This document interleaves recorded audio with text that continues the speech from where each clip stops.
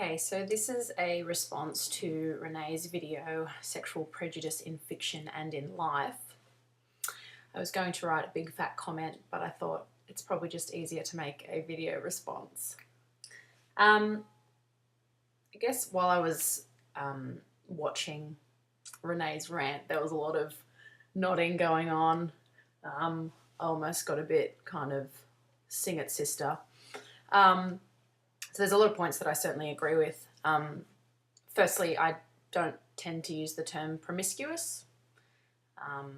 I tend to kind of say highly sexually active, just because of the negative associations with the term promiscuous, in the same way that Renee talks about slut shaming.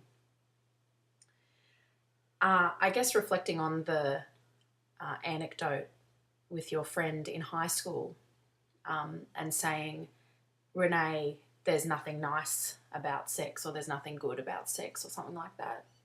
And you asking her, or wanting to ask her the question, well, why would you do it? And I think this is really the crux of the problem, is that sex is a currency for women. Unfortunately, it's often the only currency we have. For example, pornography is the only industry where women are paid more than men. And therefore, women become competitive with other women when sex is a currency. Women are kind of seen as the gatekeepers of sexuality. Men are assumed to always want sex, and women are the ones that give the permission to have sex, or to say, no, I'm not going to give you permission to have sex with me. As we know, that, often doesn't matter anyway. But yeah, women are the gatekeepers of sexuality, unfortunately. And sex is a currency for women because often it's the only power we have in a lot of relationships. So perhaps that was the appeal of sex for your friend. It could have been for company, for attention. There's so many other reasons. I mean, there's a lot of reasons people have sex. Unfortunately, often pleasure or love or mutual affection isn't included in that. And it doesn't mean one is better than the other or anything. It just means that there's a lot of different reasons, and sometimes some of them aren't within the context of a relationship. As long as it's between consenting, competent adults, I have no problem with it. Obviously, I would like for everyone to have pleasurable sex. That would be ideal. And I think it's unfortunate that a lot of women think they aren't entitled to have pleasurable sex. They don't know how to ask for the sex that they want. They don't know how to identify what feels good for them and how to talk to their partners about what feels good for them. So unfortunately, it does become just like a currency and nothing else for women. There's nothing in it for them, so they may as well, use it to get something else from men.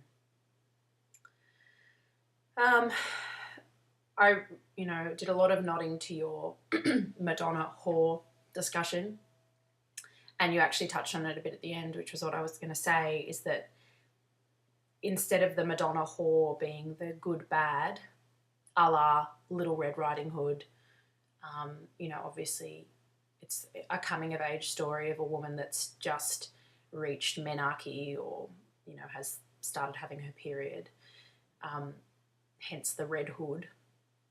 She's at her kind of sexual awakening, and the wolf is this kind of predatory sexual being. So anyway, mother whore, the wolf as the, bringing out that whore side, and the mother as the, innocent grandma, and Little Red Riding Hood being innocent and a virgin, and the wolf trying to take that away from her. But what I was going to say is I also wanted to talk about that there's a lot of virgin shaming as well, in that, there is this mother whore complex, but actually rather than the whore being bad and the mother being good, the Madonna being good, it's actually both are bad.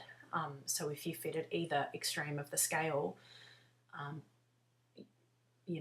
you should be shamed for choosing to be a virgin, or not choosing to be a virgin but being one anyway, or falling to that more highly sexually active end of the spectrum.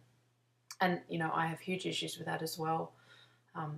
As someone that works in sexual health, it's really important to me that people are able to make informed decisions about when, where, and how they have sex, and who with. And I think if there hasn't been a position that you've been in that all those criteria that you have been fulfilled, then why have sex? And obviously that's where my concern for your high school friend comes in, is that perhaps her criteria hadn't been fulfilled. And I think women sometimes need to raise the bar, but also men need to hold up their end of the deal in terms of being gatekeepers for their own sexuality as well, and making informed choices and setting their criteria high enough so that they have some standards for themselves as well. So that's kind of what I wanted to say at this point. I really look forward to the second part, if you ever get around to uploading it, and I'll try to make another video response. But thanks, Renee.